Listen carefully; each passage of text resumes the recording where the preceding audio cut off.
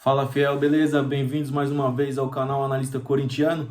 Hoje voltando, né? No último jogo contra o Red Bull Bragantino eu fui até o jogo e cheguei muito tarde devido aos pênaltis. E no outro dia tive que trabalhar, ainda no vivo do futebol, e fiquei sem vídeo pela primeira vez aqui no canal.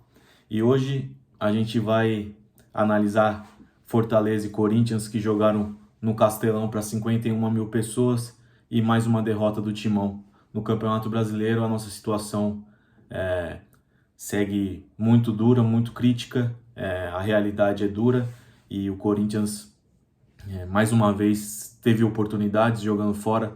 As melhores chances do jogo foram do Corinthians, mas a gente não conseguiu converter em gols e sair com os 3 pontos. Estamos ficando cada vez mais afundados na zona do rebaixamento, o que preocupa. Chegou o momento em que falar de tática, falar de tecnicamente falando, de analisar o jogo, começa a ser meio irrelevante, né? E na análise de desempenho a gente tem vários módulos de acordo com o momento do time, né? Você tem um padrão para um time que está disputando alguma coisa, fazendo um projeto a longo prazo, um planejamento, e o projeto do Corinthians é jogo a jogo, não existe margem para erro, ainda mais um time da grandeza do Corinthians.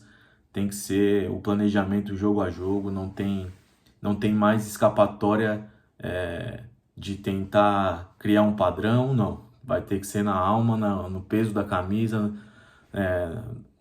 na torcida empurrando, mas seguimos. Vamos fazer a análise aqui do jogo do Corinthians, que começou no 3-4-2-1, né, que está se tornando um padrão com o Ramon Dias, com o Hugo Souza, com Félix Torres, André Ramalho, Kaká, Rian e Charles, Mateuzinho e Matheus Bidu,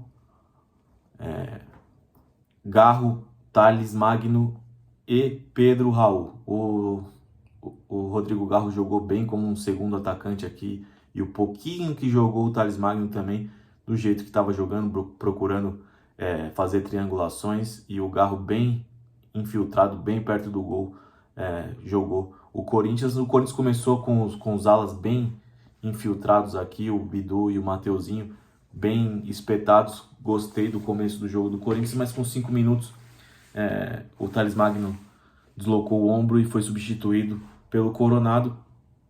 E o Corinthians começou ligado o jogo, um jogo do primeiro tempo bastante brigado, muito faltoso. O Garro, como eu disse, bem adiantado, bem próximo do gol, que é onde eu gosto de ver ele jogando, mais na meia-lua ali, né, se aproximando dos atacantes, porque quando ele desce para receber a bola, ele sofre muita falta, perde bola, e o Corinthians precisa dele mais perto do gol, né, como ele jogou hoje. O Corinthians começou bem, começou com mais posse de bola nos 10 primeiros minutos.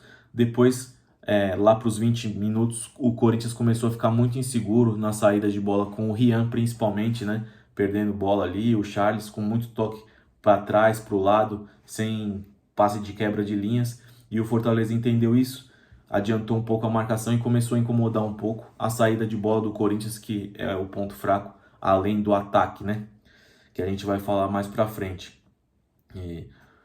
Aos 22 minutos, o Corinthians fez uma bela triangulação do Coronado com o Garro. O Coronado achou o Matheus Bidu, que cruzou perfeitamente a bola para o Pedro Raul, que perdeu o gol embaixo da trave. Não adianta falar que ele não perdeu, o centroavante tem que estar ali, tem que empurrar, é a bola que o centroavante espera, e o Pedro Raul é nulo no time do Corinthians.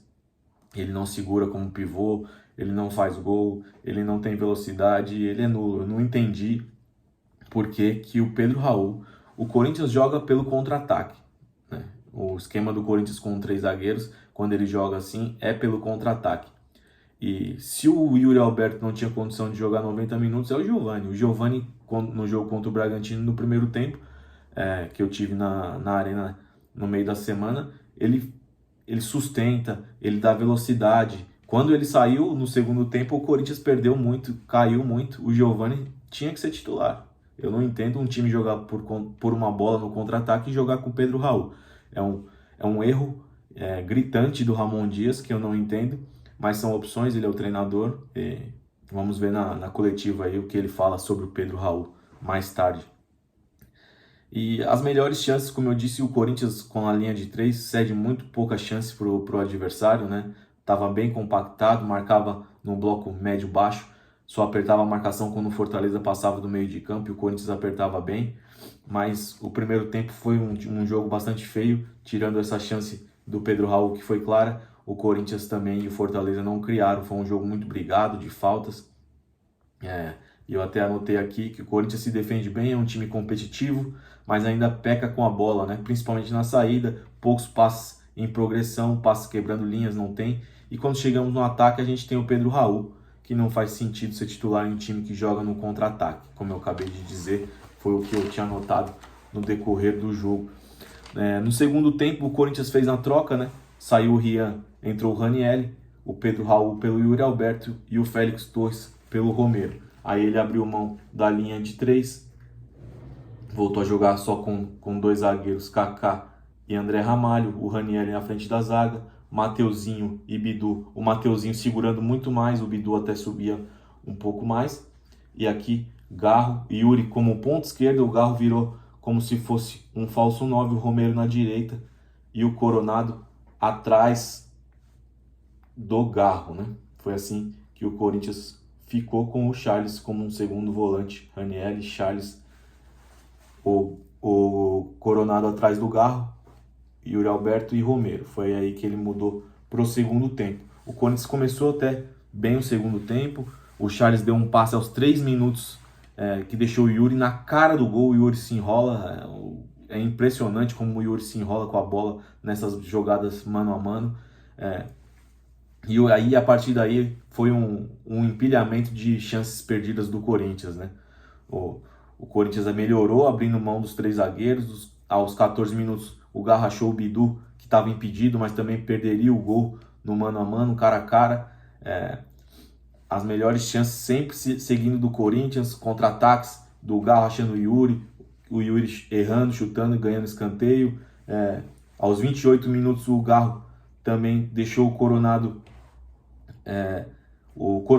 deixou o Yuri em boa posição, que perdeu mais uma, e aos 33 minutos, quem não faz toma, né? Aí o Corinthians foi punido pelo futebol, pela bola, porque o tanto de gol que o Corinthians perdeu, teve chances, jogou bem, principalmente o segundo tempo, na minha opinião, foi melhor que o Fortaleza, mas num contra-ataque, a defesa mal postada ali, principalmente o Charles, que não voltou, o Corinthians acabou tomando um gol num contra-ataque ali.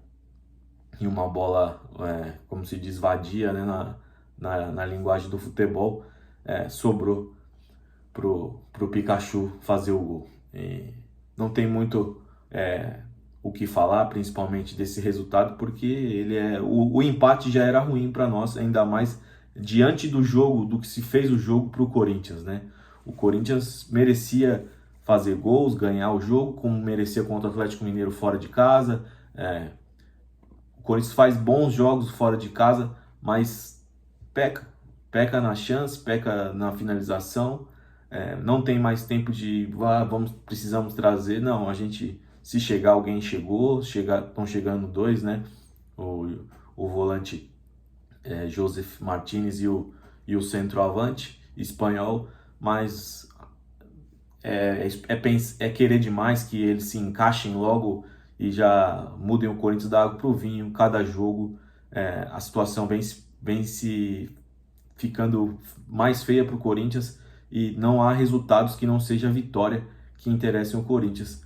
E tem que ser assim. A gente, como eu disse em outros vídeos, a gente vai sofrer até o final, vai sofrer até a última rodada, porque é o que se desenhou para o Corinthians por um mau planejamento no começo do ano, um elenco mal montado, que em agosto começou a ganhar corpo, né, a chegar boas peças que ajudaram o Corinthians, e mesmo assim o Corinthians contou com azar de lesões como a do Alex Santana, que tinha mudado muito o meio-campo do Corinthians. Vamos às análises individuais. O Hugo Souza, mais uma vez, seguro, né, no que ele pôde. salvou um chute ali do Renato Kaiser, uma belíssima defesa, se entrega, ele entendeu que é o Corinthians. Vou dar nota 6 para o Hugo Souza. Kaká, nota 5,5, um pouco estabanado, né, em alguns momentos que ele fica com a bola, mas salvou ali onde o juiz tinha dado pênalti, ele deu um bote certeiro, deu para ver claramente que ele pegou a bola, nota 5,5 para o Kaká. O André Ramalho é o zagueiro mais seguro do Corinthians, nos desarmes, na saída de bola, nota 6, sempre seguro, belíssima contratação do Corinthians. E o Félix Torres, nota 6 eu vou dar, um pouquinho a mais do que o Kaká, porque ele fez um bom jogo, ali fazendo bons desarmes, bem posicionado. Hoje ele estava mais ligado, então gostei do Félix Torres enquanto esteve em campo. O Mateuzinho é um jogo morno, né, nota 5. No primeiro tempo ele apoiou bastante, não com a bola, né, mas se espetando. E no segundo, quando o Corinthians voltou a jogar sem a linha de 3, ele ficou mais e deixou o Bidu subir, nota 5. O Rian eu vou dar nota 4,5. Sem a bola ele desarmou bem, fez alguns desarmes, mas com a bola nos pés ele deve muito e fica muito assustado, né, acaba errando, nota 4,5 para o Rian. O Charles, ele é uma incógnita para mim, porque faltou marcar mais próximo, né? No gol do Fortaleza ele não recompõe da maneira certa, correta, mas ele vem melhorando, na minha opinião, nota 5,5 para o Charles. O Garro é uma joia perdida, né? No meio do ataque do Corinthians, ele sofre deixando o Yuri, Pedro Raul, quem for na frente do gol, que acaba perdendo. Nota 6,5 para o Garro, que é sempre um dos melhores, quando não é o melhor jogador do Corinthians, que foi renovado seu contrato e deve ter ganhado um bom aumento para permanecer no Corinthians após a procura de times da Argentina, da Itália, né? E o Matheus Bidu, vou dar a mesma nota do Mateuzinho, um jogo morno, nota 5. Ele deu profundidade, deu um cruzamento que, se o Pedro Raul faz o gol, a nota dele com certeza seria outra, mas nota 5. O Coronado vou dar nota 5 também, falta dinâmica, mais dinâmica para ele, mas quando ele tem a bola nos pés, ele consegue achar bons passes, né? Tem nitidamente qualidade, mas não é um jogador fora de série que resolva jogos para o Corinthians, né? É mais um que tem qualidade, mas não é o salvador da pátria. O Pedro Raul vou dar nota 4, nulo, não fez nada, não sustentou, não fez pivô, perdeu o gol. É difícil defender o Pedro Raul. E o Yuri Alberto, nota 4,5 pela movimentação, mas pela finalização das jogadas, pecando como sempre, tá voltando hoje, né? Mas difícil. O Thales Magno sem nota, porque não jogou, né? Jogou 5 minutos. E o Giovani, nota 6, entrou querendo o jogo, entrou com disposição e que, na minha opinião, deveria ser o titular do jogo. Ramon Dias, vou dar nota 4. Montou um time competitivo. Isso é nítido de se dizer que ele transformou o time do Corinthians num time competitivo, mas ainda não achou situações para o Corinthians ser um time propositivo, né? Um time que propõe o jogo e que define o jogo.